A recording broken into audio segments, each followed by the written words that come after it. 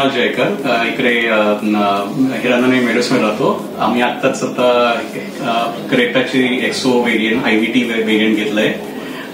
गाडी एक्सेप्शनल दिसते आणि मोदी हिंदाईमधून आम्ही आता घेतलेली आहे. तुमचा ऍडवायझर स्वराज जाधव होता. एक्सेप्शनल सर्व्हिस, एकदम क्लिअर, सगळे इन्स्ट्रक्शन्स एकदम क्लिअर.